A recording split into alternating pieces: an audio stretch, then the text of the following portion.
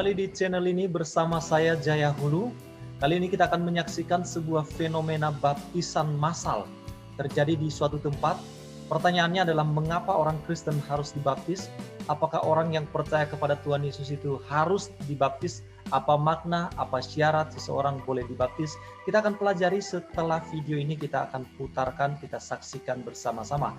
Tetapi sebelum kita melanjutkan video ini, jangan lupa subscribe, bunyikan lonceng, dan bagikan video ini. Serta jangan lupa tinggalkan komentar di bawah ini dan like video ini. Semua itu gratis. Oke, kita saksikan video berikut ini.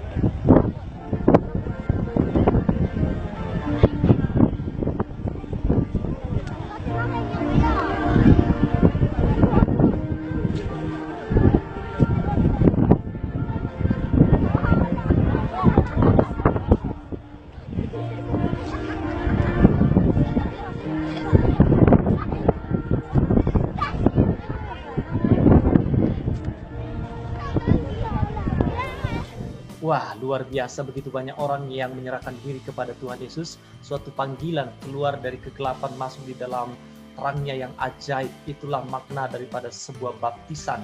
Kita ditenggelamkan menjadi manusia yang baru. Tetapi apa yang menjadi syarat untuk orang dapat dibaptis? Yang pertama, ya menurut pemahaman saya, yaitu orang itu harus sudah menjadi percaya kepada Yesus, baru yang bersangkutan boleh dibaptis. Kalau dia belum percaya kepada Yesus dan menyerahkan diri untuk dibaptis, untuk apa? Itu sama artinya orang itu hanya mandi seperti kalau kita berenang di kolam renang.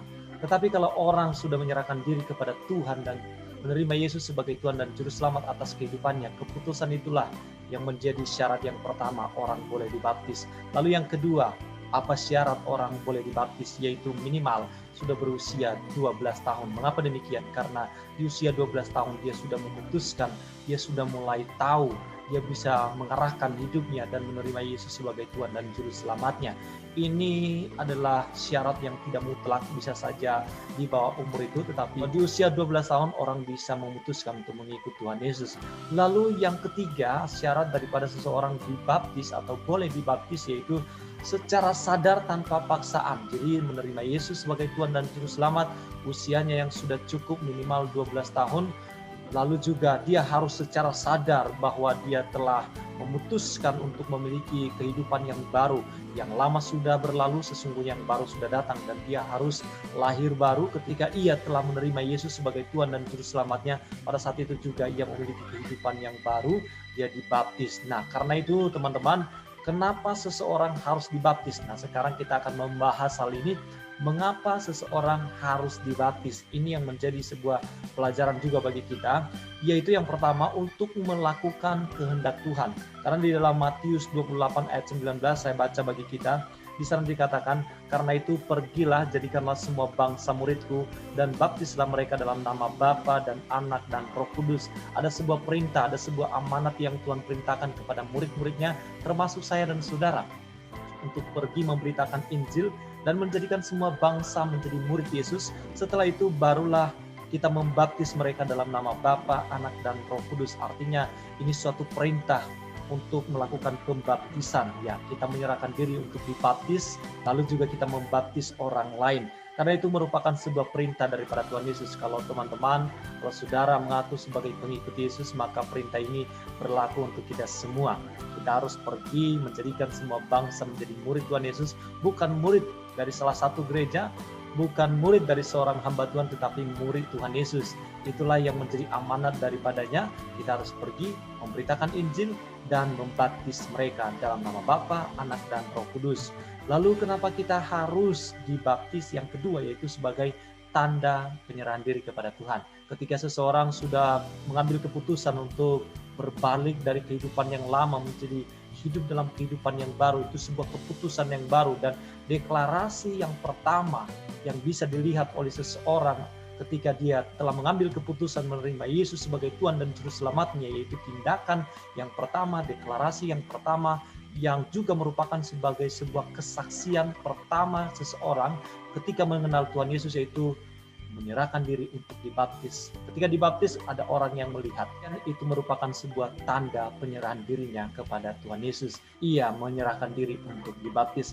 Lalu yang ketiga, kenapa seseorang harus dibaptis, yaitu sebagai tanda dia hidup di dalam kehidupan yang baru di dalam Tuhan Yesus, ditenggelamkan, mati bersama-sama dengan Tuhan Yesus, dikuburkan bersama-sama, lalu dibangkitkan bersama-sama dengan Tuhan Yesus dan hidup di dalam kehidupan yang baru. Itulah mengapa seseorang harus dibaptis. Ada 3 bagian: melakukan perintah Tuhan Yesus, lalu juga sebagai tanda penyerahan diri kita kepada Tuhan Yesus, dan sebagai tanda kehidupan kita yang baru. Lalu apa berkat rohani ketika kita sudah dibaptis? Apakah ada makna daripada sebuah baptisan itu? Tentu ada banyak makna daripada sebuah baptisan. Yang pertama yaitu kita dikuburkan bersama dengan Tuhan Yesus. Dalam Roma 6 ayat 4 di sana dikatakan, dengan demikian kita telah dikuburkan bersama-sama dengan Dia oleh baptisan dalam kematian, supaya sama seperti Kristus telah dibangkitkan dari antara orang mati oleh kemuliaan Bapa, demikian juga kita akan hidup dalam hidup yang baru. Makna rohaninya adalah kita dikuburkan bersama dengan Tuhan Yesus. Lalu yang kedua, berkat rohani daripada kita menyerahkan diri untuk dibaptis, yaitu dibangkitkan bersama dengan Tuhan Yesus. Yang pertama kita dikuburkan, lalu yang kedua kita dibangkitkan bersama dengan Tuhan Yesus. Lalu yang ketiga, kita dipersatukan dalam keluarga kerajaan Allah. Kita telah menjadi manusia yang baru, ciptaan yang baru, dan oleh karena itu kita hidup di dalam satu keluarga kerajaan Allah. Kristuslah yang menjadi kepala atas kehidupan kita. Kristuslah yang menjadi kepala atas komunitas kita. Di dalam Galatia 3 26-28, sebab kamu semua adalah anak-anak Allah karena iman di dalam Yesus Kristus. Karena kamu semua yang dibaptis dalam Kristus telah mengenakan Kristus. Dalam hal ini tidak ada orang Yahudi atau orang Yunani, tidak ada hamba atau orang merdeka, tidak ada laki-laki atau perempuan, karena kamu semua adalah satu di dalam Kristus Yesus. Jadi ketika kita menyerahkan diri untuk dibaptis, berkat rohani yang ketiga yaitu kita dipersatukan dalam keluarga kerajaan Allah. Jadi orang Kristen itu adalah satu keluarga. Kristuslah yang menjadi kepala. Kita ini bersaudara, kita ini keluarga. Jadi kalau kita bersaudara, kita wajib peduli satu dengan yang lain, berbagi dan juga berempati dikala kita mengalami berbagai masalah dalam kehidupan ini. Kita wajib ikut menanggung penderitaan antara satu dengan yang lain. Kalau kita memperhatikan dunia kekristenan saat ini, pada awal abad 21 kekristenan memiliki sekitar 2,1 miliar pengikut di dunia. Dalam hal ini mewakili sekitar 1/4 sampai 1/3 dari populasi dunia dan merupakan agama terbesar di dunia dengan sekitar 38.000 denominasi Kristen. Kristen terdiri dari 33% dari populasi dunia untuk sekitar 100 tahun yang sudah kita lalui. Kristen adalah agama dominan di Eropa, Rusia, Amerika, Filipina, Afrika Selatan, Afrika Tengah, Afrika Timur, dan Oseania. Ada juga komunitas Kristen yang terbesar di bagian lain dunia seperti Asia Tengah dan Tengah Timur, di mana kekristenan adalah agama terbesar nomor 1 di dunia, diikuti dengan agama Islam. Dengan pemeluk sejumlah 1,8 miliar, Amerika Serikat adalah negara Kristen terbesar di dunia dengan populasi diikuti oleh Brasil dan Meksiko. Jadi kita berdoa supaya kegerakan rohani terus terjadi, ada banyak orang yang menyerahkan diri untuk dibaptis seperti yang tadi kita saksikan di video ini. Oke, terima kasih teman-teman sudah menyaksikan video ini. Sampai ketemu lagi di video saya berikutnya. Tuhan Yesus memberkati kita semua. Amin.